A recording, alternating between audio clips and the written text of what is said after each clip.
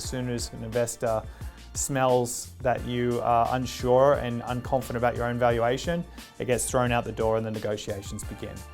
Is the entrepreneur ready to report to someone else? If they don't have shareholders and they've been running the company for a while, is that they've probably been putting through their kids' stationery as office supplies. They've got their mum's car lease through the business. Because at the end of the day, the investor only wants to invest in a business that the entrepreneur is compelled to build and grow and has got the right controls in place. Hi guys, welcome to the Make It Happen show, where it's your time to make it happen. My name's Andrew Morello, I'm Head of Business Development at the Entourage. It's my great honour and privilege to introduce you to this episode of the Make It Happen show with the great man, the legend, Mr. Stuart Cook. He's not only a really good friend of mine, but he's one of Australia's #1 investors and venture capitalists. He took Zambrero as CEO from the age of 23 years old from $1.1 million to $65 million and then took it globally as well. But not only has he accomplished that, he also has a company called TWIYO Capital that invests in a number of different ventures, including his first investment in 2011 and was the #1 investor for right here, us at the Entourage. It's my great honour and privilege to talk about the fact that this man knows the top 10 reasons why and how and what you should be looking for when making investments and the questions you should ask and making sure you get value out of making an investment when you are making those. Whether you are somebody receiving investment or whether you are somebody looking for investment, make sure you check this episode out because the information that Stuart's going to give you is absolutely massively valuable. I'm telling you, it's going to change your life. Listen to this episode. Make sure you take notes. Stuart Cook, the man, the legend, he's going to take it to the next level. I've been involved with the Entourage over the last 10 years and been on the board as I was the seed investor after meeting Jack 10 years ago, and it's been incredible to watch the Entourage grow over that years and work with so many amazing entrepreneurs. In the last 10 years also, I've been investing in other businesses and have got lots of friends who are investors, and also part of my business is to be able to help companies raise capital. And so over the next 10 minutes, going to go over the top 10 different tips and tricks that investors are thinking about when looking to invest in businesses that hopefully can help you get the right value for your business. So #1, the question that every investor has to ask, how am I going to make money? It's one thing for an investor to finally make money from exits or salary and saving up over time, but if they're investing in private enterprises, they have to be really, really careful and think about, okay, well, are they going to be making their money back through dividends and distributions? So is it a cash flow positive business that I'm investing in? Or is it a business that is going to exit one day and I make a huge capital windfall? And so that will be really important because it also determines how sometimes they set up their investments, but also is one of the things that a lot of entrepreneurs don't even think about when they're setting up their structure the right way as well. And the #1, we also see a number of different businesses that the entrepreneur or the founder haven't actually set themselves up for success in their own structure. And so sometimes before we go to invest in a business, a complete restructure has to happen to make sure that the IP is protected, that the company's founder is actually going to be set up with their proper trusts and it's all looked after nicely.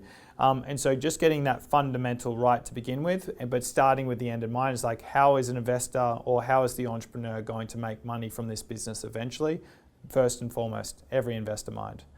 #2, is the entrepreneur ready to report to someone else? If they don't have shareholders and they've been running the company for a while, is that they've probably been putting through their kids' stationery as office supplies. They've got their mum's car lease through the business.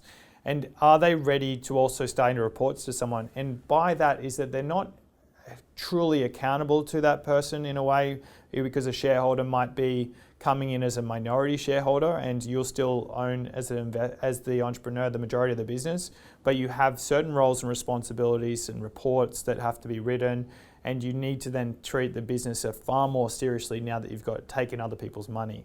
And a lot of people don't like that, and that's okay, but you do need to be able to understand exactly what it's like. And if you haven't spoken to a founder who's taken money before, I encourage you to do that before going down the path of investment, because if you get the wrong investors or you get investors who hold you to all of the responsibilities that you agree to, it can sometimes not be right for you. #3 is, do you have the right processes and controls in place? When you go and invest in a business, you usually give up that control. And effectively, when the money is in my bank, I have control of that money. But if I invest that money into you as an investor, I'm giving that control of my money to you. And so do I trust that you have the right controls in the way that you spend that money, the way that you make decisions? And so the more information that I can see about the way that you make decisions and that decisions can be replicable and then lead to success of the business, the more happy I am to give that money and that control away for you so that you can make me more money. Number 4, is it the right time to invest? Now, this is an important one. Are you going to be investing into hospitality at the start of COVID? I don't think so. But is there other opportunities where it might be very, very beneficial based on the seasonality, the time in market, other competitors, other exits, that can mean that the investment in your business is actually really, really lucrative, or on the flip side, a really, really bad time to do it, no matter what is happening in the business climate at the moment. Number 5, how strong is the team and have they done it before? If they're a first-time entrepreneur or CEO, that's fine, but as long as they're supported by people around them, is what a lot of investors say. And so, and are those people, those seasoned veterans, are they incentivized in the right way? Do they have employee share schemes? Do they have incentive packages that means that if the business is successful, they're successful so that they can help build and use their experience of growing companies to benefit the company that you're about to invest in? So making sure that if you are that first-time CEO or first-time entrepreneur, you're able to get different people around you prior to investors coming on board to be able to show that they've done it before. And if you've had somebody who's done it before, you're more likely to actually be successful again.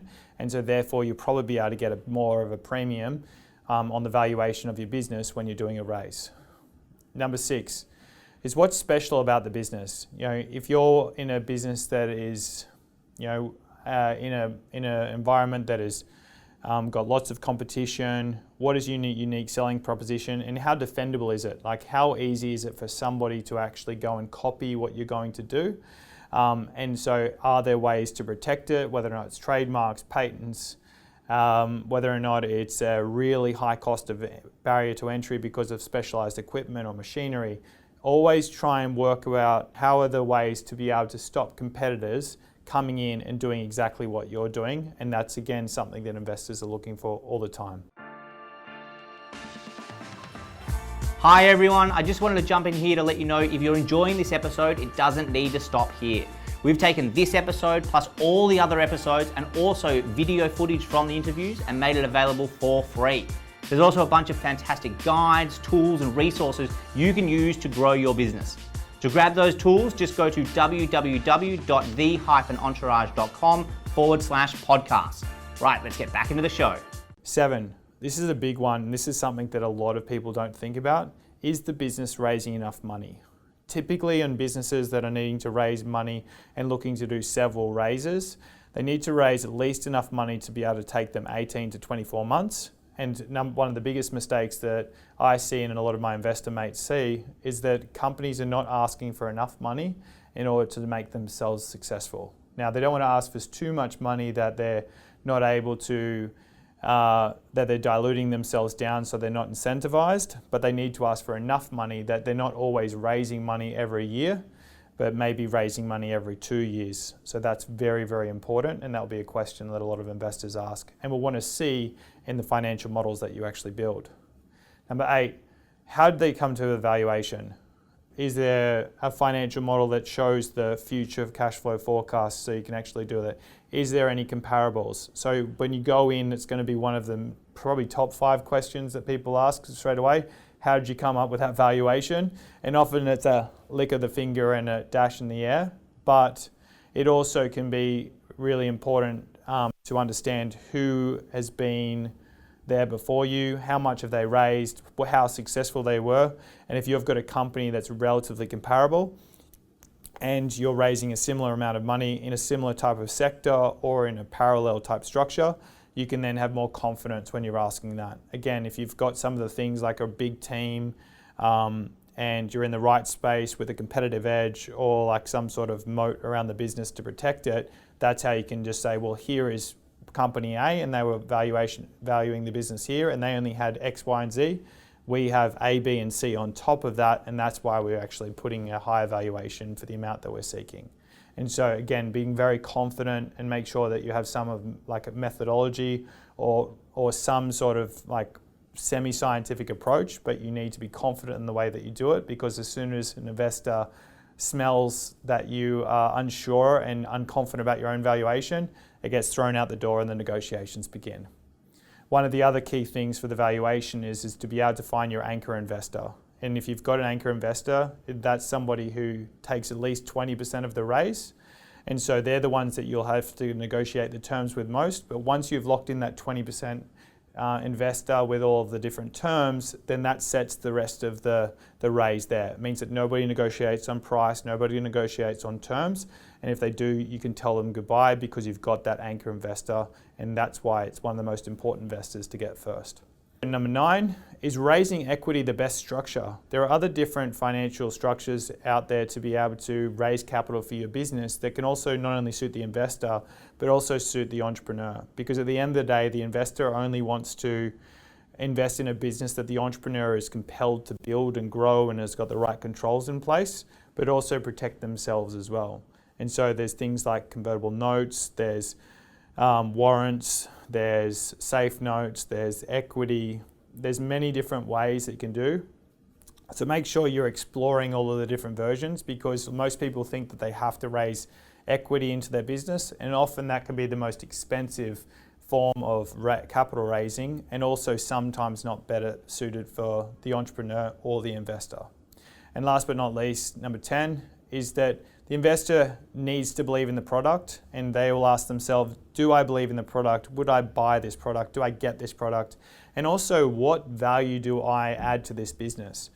You know, there's a number of investors who will just throw money in or just do angel investing and not add any value at all to the business. But the good investors, the one that are really, really good to have on your team, are the ones who will be going, what customers can I bring to this business? What experiences have I had in my past career that I can actually use here to be able to help this company grow faster or grow bigger and make the company even worth more?